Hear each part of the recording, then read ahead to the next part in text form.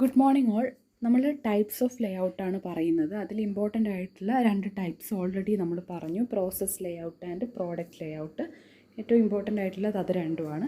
Third വണ്ണാണ് combination layout. Fourth fixed position layout and fifth group layout. നമുക്കതിൽ combination layout എന്താണെന്ന് നോക്കാം. Combination layout. A combination layout combines the advantages of both types of product and process layout. A combination layout is possible where an item is being made in different types and sizes.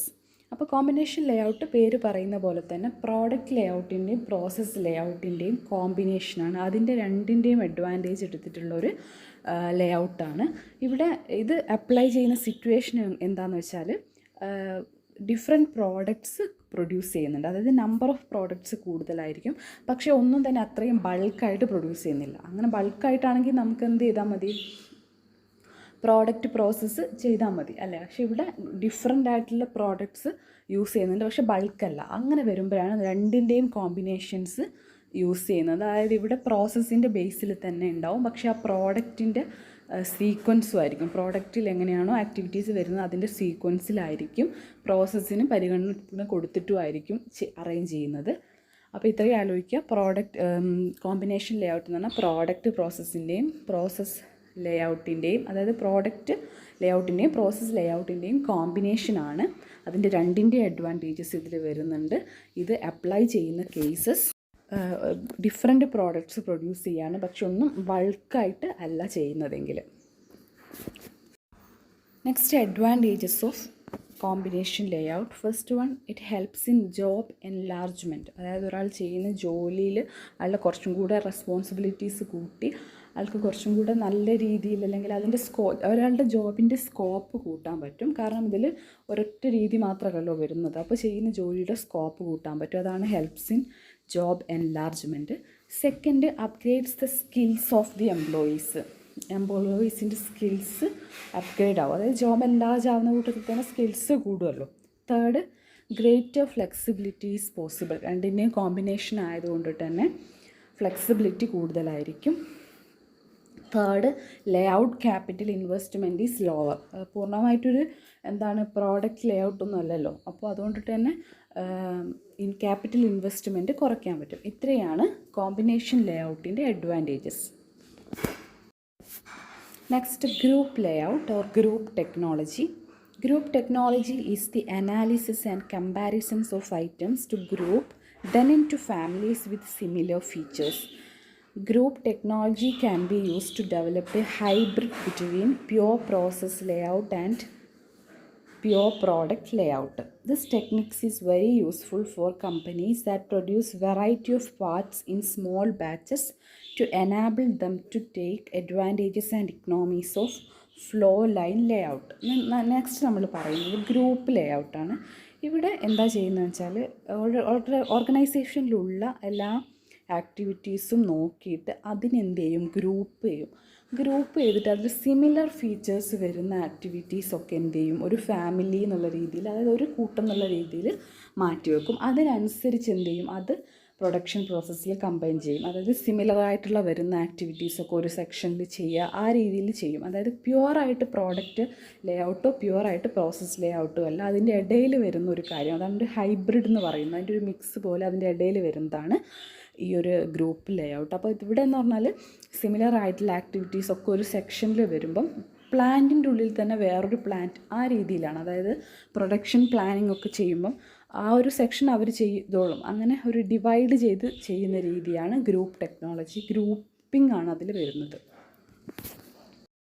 Advantages of group technology layout. First one, component standardisation and rationalisation. ഇവിടെ നമ്മൾ പറഞ്ഞു activities ഗ്രൂപ്പാക്കുകയാണ് ചെയ്യുന്നത്. Similar ആയിട്ടുള്ളതൊക്കെ ഒന്നിൽ വരും. അപ്പോൾ അതിൽ നമ്മളിപ്പം ഒരു കമ്പോണൻറ്റിനെയൊക്കെ ഗ്രൂപ്പ് ചെയ്തിട്ടുണ്ടെങ്കിൽ, അതായത് സിമിലർ ആയിട്ടുള്ള ആക്ടിവിറ്റീസ് വരുന്ന ഒരു കമ്പോണൻറ്റിനെ ഒരു ഗ്രൂപ്പാക്കി വെച്ചിട്ടുണ്ടെങ്കിൽ അതിനൊരു സ്റ്റാൻഡർഡൈസേഷൻ കിട്ടും.